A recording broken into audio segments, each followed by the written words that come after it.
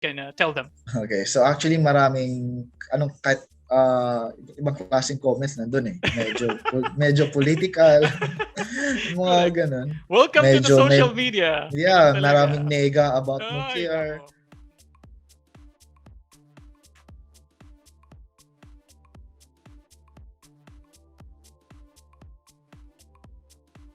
Malamang sa malamang po ay nakita nyo na ang picture na ito makikita nyo sa screen niyo ngayon. Yung picture na yan ay historic dahil pagkatapos ng more than 30 years, meron na tayong gumaganang nuclear reactor sa ating bansa. At sa totoo lang, when I saw this post, I was so surprised kasi, this is a good step. At atin pong, and we are lucky, in Usap Usap University na nag-contact tayo nung nag-post ng picture na ito. And I'm so happy na mula pala siya sa Mindanao State University Iligan Institute of Technology. University ko. Yeah. So I'm very, very proud to introduce to you Sir Gino. Pero I will let Sir Gino introduce himself to you guys. So Sir Gino, take it away. Okay, so good afternoon everyone sa lahat ng mga viewers ni Sir JR. So let me introduce myself. I'm Gino Aliperio.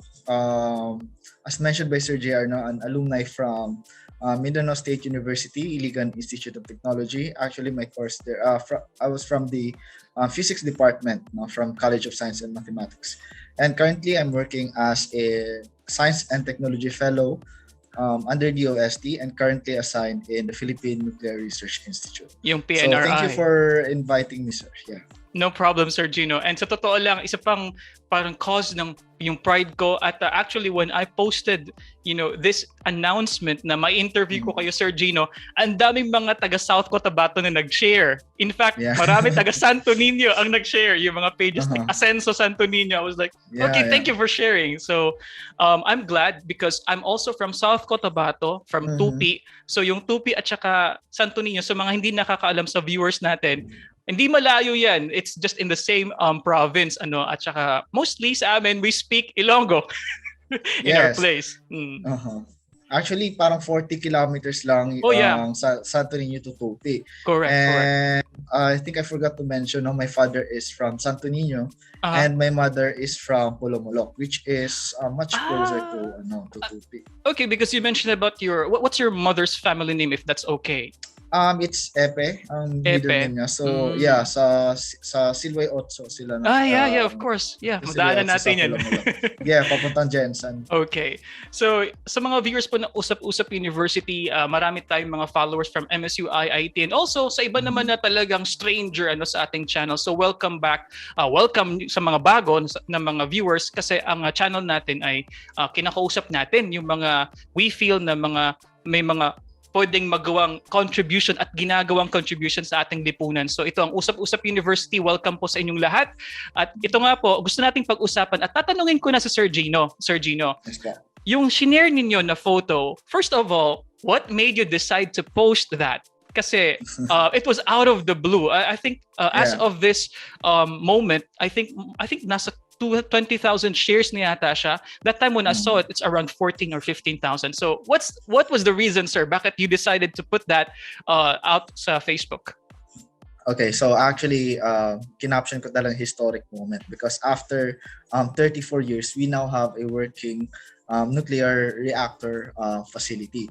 So the first nuclear reactor is the PRR-1 or the Philippine Research Reactor 1. Around 1960s and it continued until until it was shut down in 1998. So the reason I posted it because PRR-1 SATR stands for Philippine Research Reactor 1. SATR is critical assembly for training, research, and education. So the main purpose is SATER yun, di ba? SATER. Yeah, SATR. Yeah, so the main reason is the main purpose is we want to promote nuclear technology to the Filipino public. So once working, so we will now accept students na gustong mag-thesis, researchers who want to do research on nuclear physics and reactor engineering. And I think this is a training facilities. If ever we will pursue a nuclear power program, so we can train hopefully our reactor operators in this facility. Okay. So this is again such a very historic moment. Nakakatuwa, that's the goal. Sir Gino, maliban sa technical na mga sinabi mo, ako parang na-miss ko yung mga na-miss ko na classes dati. Siguro kung nag-aaral ako, baka alam ko ito. Alam ko yung much more about nuclear energy. But I think it also shows to us the level of acceptance as to science and technology as a field.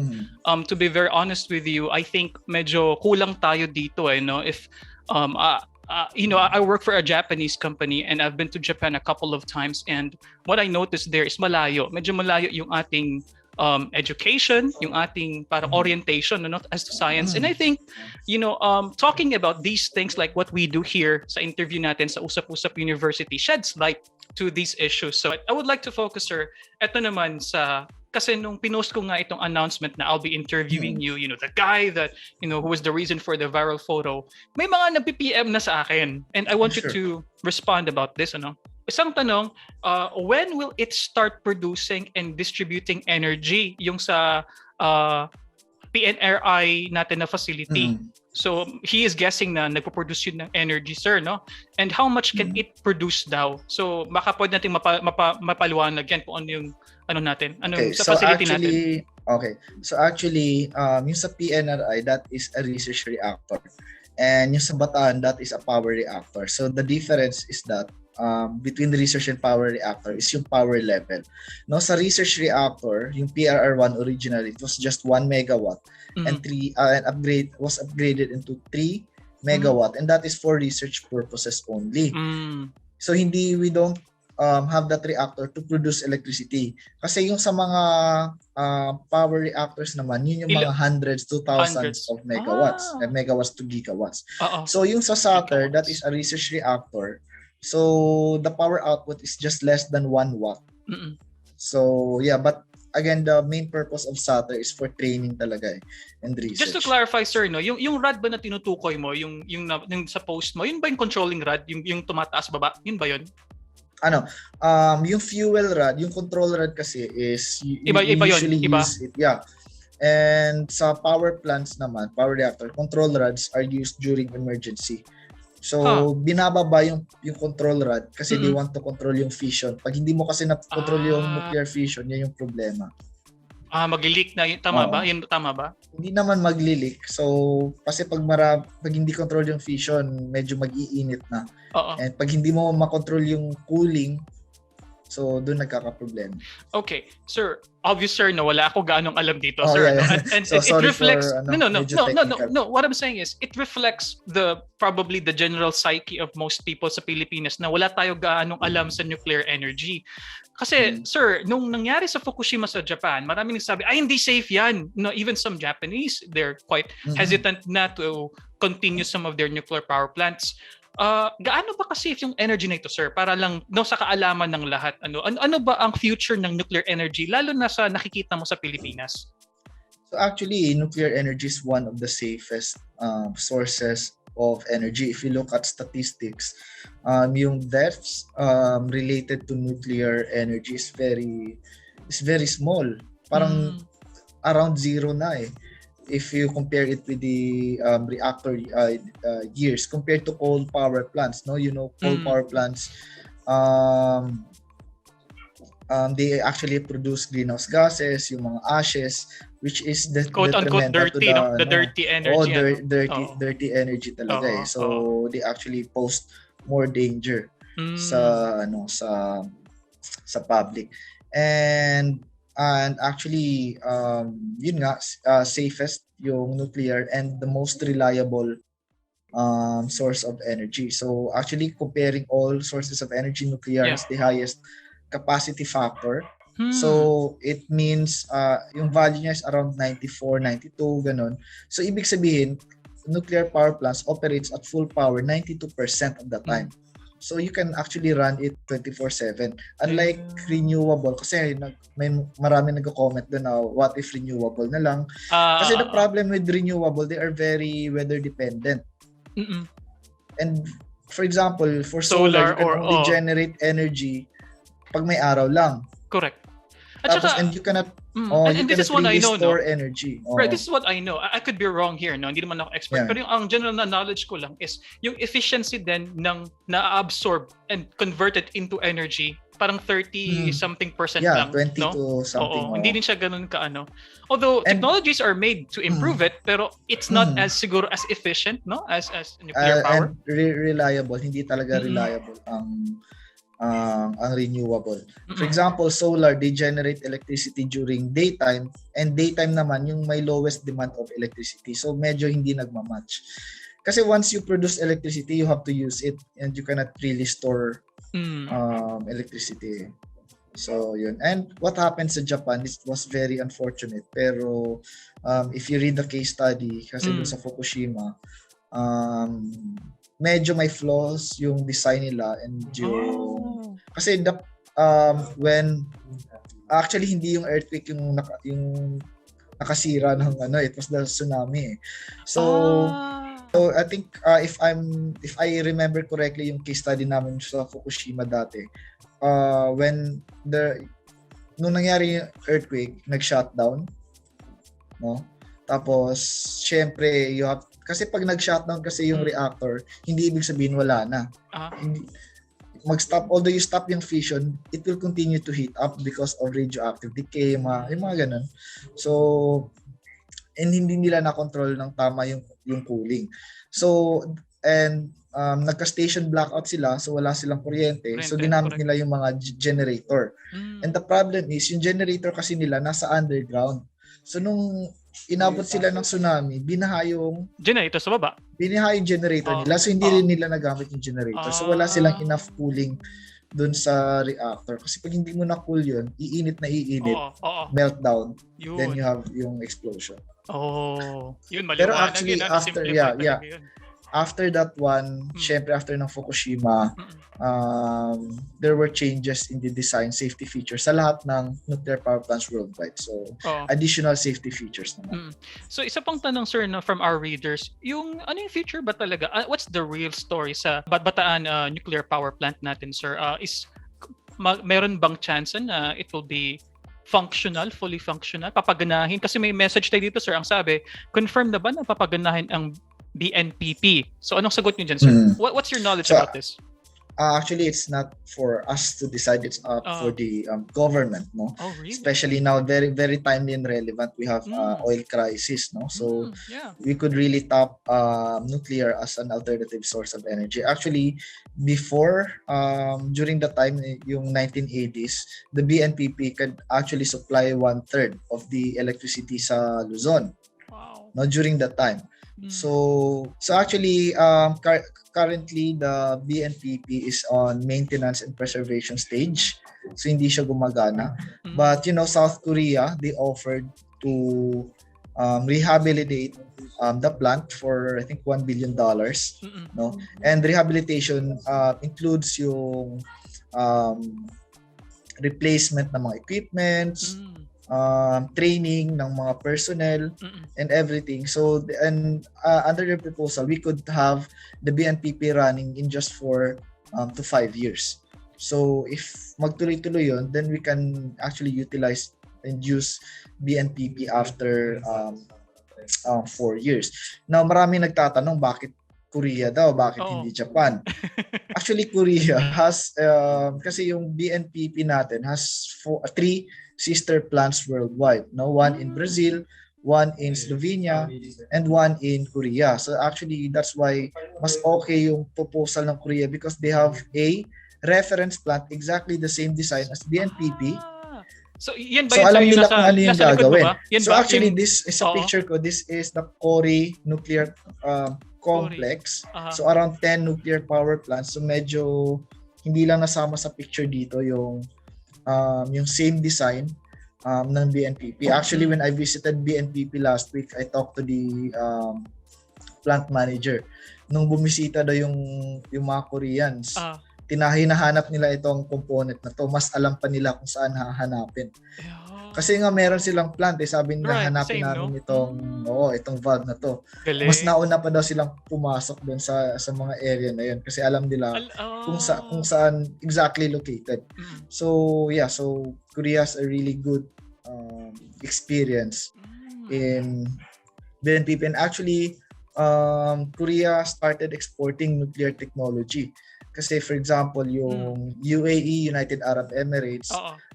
They are known to be one of the top oil producers, pero Correct. they decided to venture into nuclear plants because they really acknowledge na yung supply ng oil is not Paubos. it's not forever. So Finite. ayun, so as early as now they started venturing into nuclear plant. Actually, 4 na reactor yung in-order nila from Korea. Same design. From as Korea din these talaga, no? Wow. Yeah, from Korea. And yung first unit is already in commercial operation. So they started producing electricity yung ginagamit. Yung second unit is on the final stages na before commercial operation. Tapos yung remaining 2 is still under construction. As to the staff, sir, na nag-ooperate, kasi yung nasa bataan natin is matagal na, and I'm guessing na syempre yung ating mga talents before matatanda na siguro sila ngayon. So paano ba, meron ba tayong crisis, sir, ng transition of having new breed of physicists and engineers na mag-take over if ever na mag-continue? Anong issues natin with staffing, for example? Actually, yun nga, as what our director said, isa yan sa mga issue na nire-raise. Pero sabi niya, marami namang magagaling ng mga Pilipino na scientists and engineers even abroad, and they're willing to actually come home to offer their services, no, for BNPP. We have SATER, and we will use this for training, no? And actually, the physics behind is the same. Yung concept behind is the same. Ang magkaiba lang is yung power level. Pero yung concept, same lang naman. Tapos, yun nga, with the offer of Korea, they also, part na rin ng offer nila is yung training ng manpower. So that in 4 years, we could have BNPP operated by Filipino reactor operators.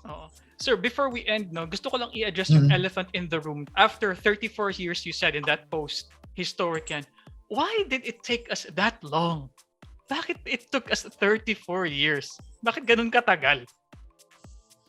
So actually, siguro, so it was decided to be decommissioned actually after it was shut down in 1988. So when we say decommissioned, you have to break down all the structures kasi. So siguro, the scientists of PNRI nasayangan sa structure kasi sayang naman talaga yung structure, sayang yung mga fuel.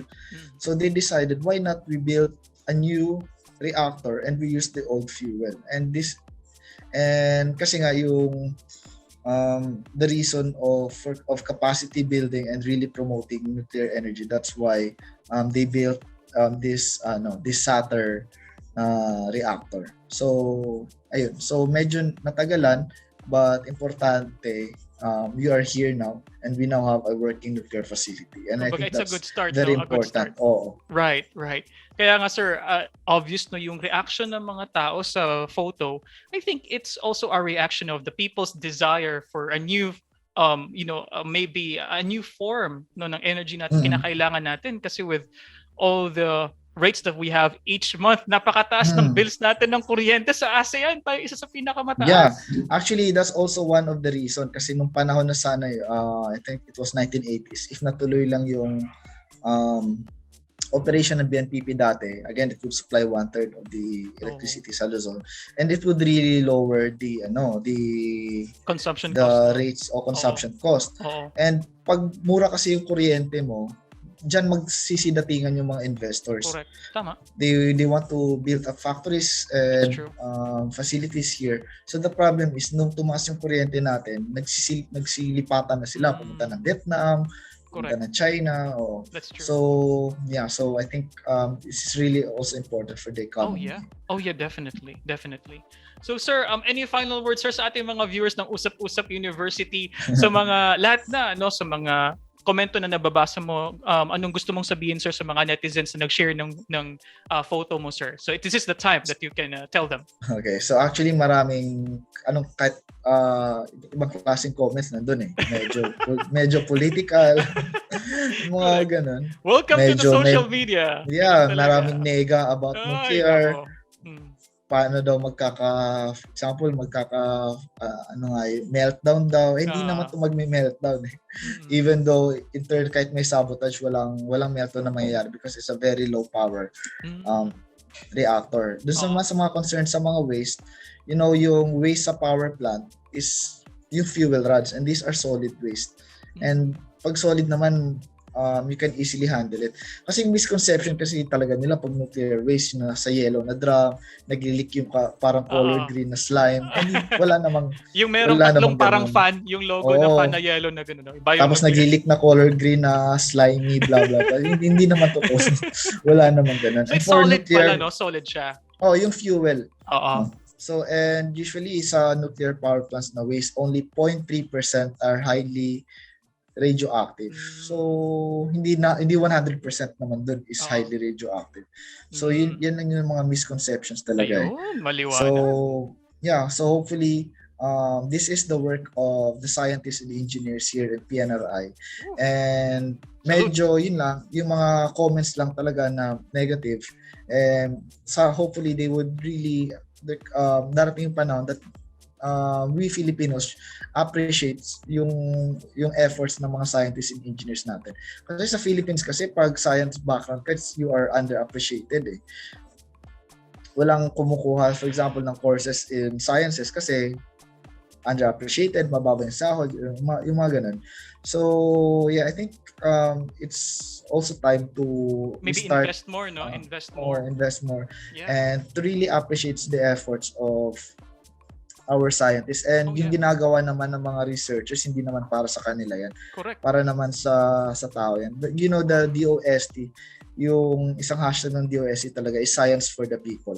Para ramdam talaga ng tao yung benefits talaga ng ginagawa, especially sa PNRI ng nuclear science and technology. Kasi actually sa PNRI we only not do research in nuclear reactor. Maraming research dito. We have in agriculture, we use nuclear science and technology to improve the quality of crops. Mga ganun. So, wow, bago yan. Hindi ko alam yun, sir. Salamat sa pag-ano yan. Wow. Yeah, we have medicine. So, we have a new nuclear medicine facility that aims to lower the cost of cancer imaging. Kasi currently sa Philippines, 3 hospital lang and it would cost you 100,000 for one imaging. So, maraming applications ang nuclear science and technology for irradiation services, for food. So hindi lang talaga focus into energy yung ginagawa namin sa PNRI. Wow. Okay.